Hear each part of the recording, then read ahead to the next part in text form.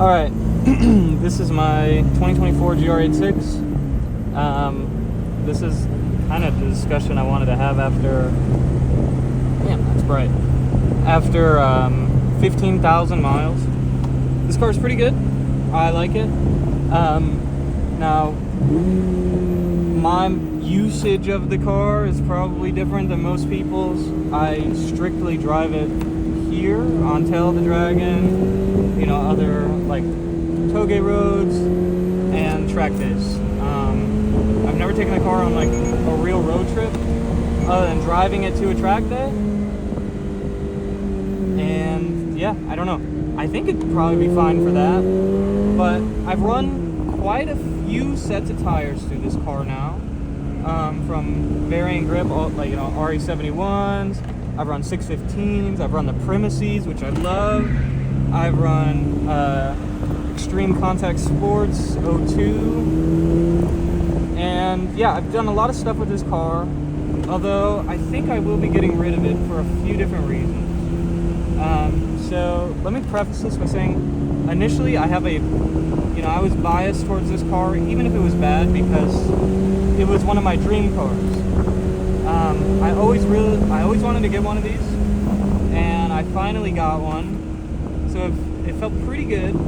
But as the honeymoon phase sunsets, I think I really am starting to, you know, just have some disdain for some of the stuff with this car.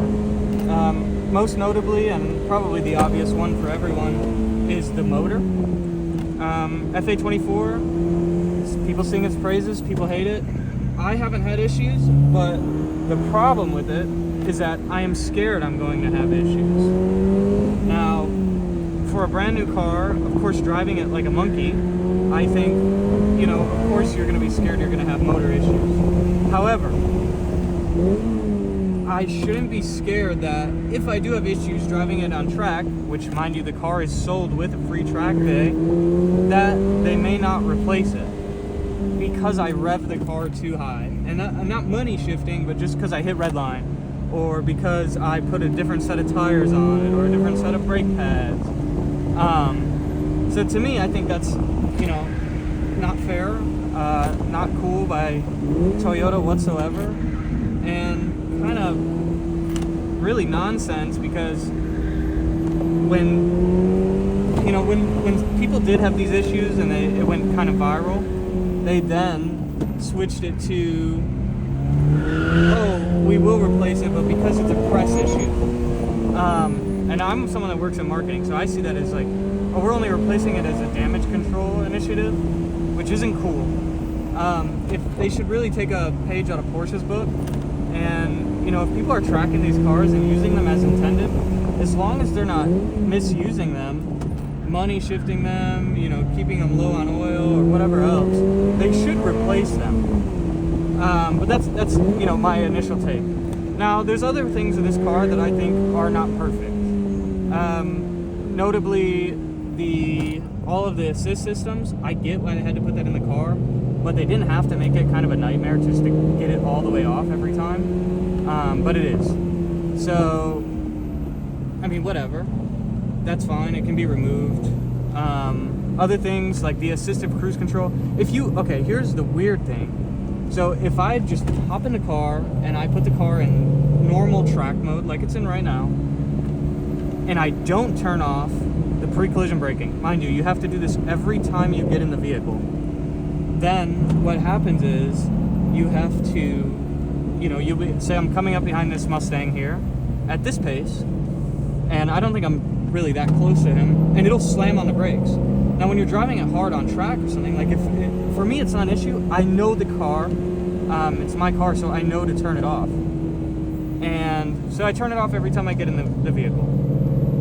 Now, for other people, like my friends or people on track that I let drive it, they don't know that. You know, they're coming down Road Atlanta in a turn 10 behind somebody. It's going to hit the brakes, lock up the rear, or at least get into ABS, and, you know, it could be a loss of control moment. So that could cause somebody to crash the car. To me, that's, you know, impassable. I don't think you should have that. If you have a track mode, just turn everything off. And I don't know. I don't know. But I think that, you know, if you're gonna do a sports car, make it a sports car. Don't like half-ass it. And then the same goes for, so this is the base model, 24, like almost zero options. I think the only options that I did have was like the little trunk liner thing. So call that an option if you wish, but nothing else. And I do have the stock brakes. Now, I've not seen many complaints other than people, you know, my friends here that also have these vehicles. We all have constant issues with the brakes. So we've upgraded to, or at least I've upgraded to G-Lock pads, G-Lock R12 in the front, R10 in the rear, Castrol SRF fluid, and in my book, and many other people that know a lot more than me and are very fast, say that should be more than enough brake for this car. In fact, almost on the border of too much brake for this car, which is fine. But I still get soft pedal issues, you know, moisture in the brake lines, and I've not changed it to stainless lines just yet. I will. But again, that's one of those things. It's like, did you guys drive this car on track? Did you drive it hard, or you guys never ran into issues? And then really, a lot of my other complaints are the just weird little things about, oh, you know, the studs break. Like, that's a normal Subaru, Toyota issue. Or I guess Subaru issue. But other than that, it's pretty good. Now, the goods of this car. The driving dynamics. It's fantastic. The steering for a car this cheap. Fantastic. Oh man, I don't even know what else. Everything about this car is so good. Infotainment, bad, doesn't matter. It's a sports car. Dashboard, okay. It's a sports car. I mean, I get this whenever I want it. I wish I could do the circular tack, but does it matter? At the end of the day, no. Can I see what RPM I'm at? Yes. Can I see my speed? Yes. These cars need an oil cooler from the factory. I did not put one on because I'm a lazy fuck. And if the car blows up, I will take it back to Toyota and just cross my fingers. Now, other things. There is a very stupid button on the steering wheel that I refuse to hit right now, but it's like a voice assistant. I don't know anybody with a GR86 that has ever got use out of it or used it. In fact, it's an annoyance, especially when you're on track. If you have gloves on, you'll hit it with your thumb on like right hand, left hand turns all the time. And, you know, another annoyance that you need to buy, I believe it's a guy outside of Colorado, or in Colorado, that sells a piece called, oh man, it's like something deleter, but his name is Hatchie Electronics. I'll throw a link in the description about, you know, his website. He sells a lot of good stuff for these cars, and he's a good dude. He sells like dash cam stuff. Really helpful guy, good part of the community. Now, other things about this car. The interior is not so good. It's okay. The steering wheel is amazing. This is my favorite steering wheel under $100,000. It's just, I mean, outside of that stupid button that they have, it's fantastic. It's the right size, it's the right shape. It does everything I want it to.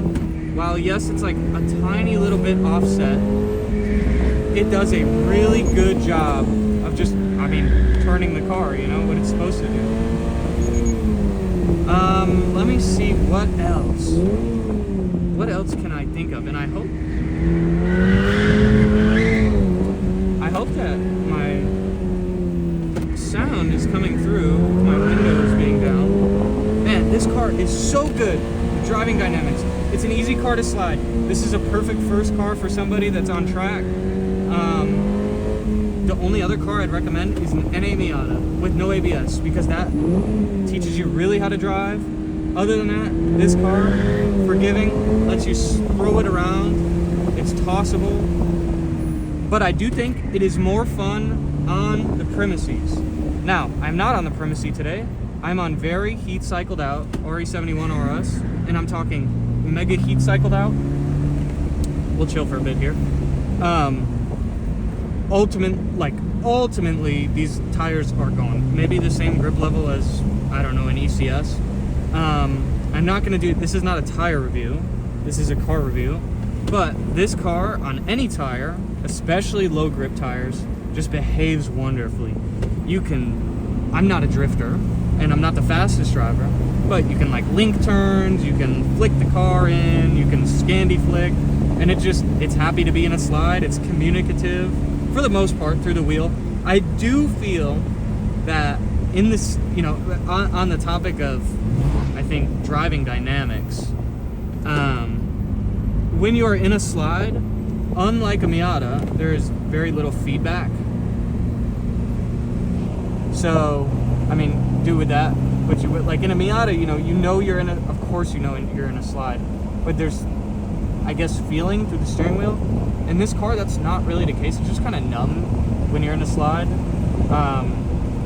I'm guessing that's just the EPS, the electronic power steering. So it is what it is. It's never going to be a hydraulic rack. It's okay, I guess. It's fine. It's better than BMW, and it's close enough to Porsche. I mean, Porsche is still the, you know, the king, as they would be.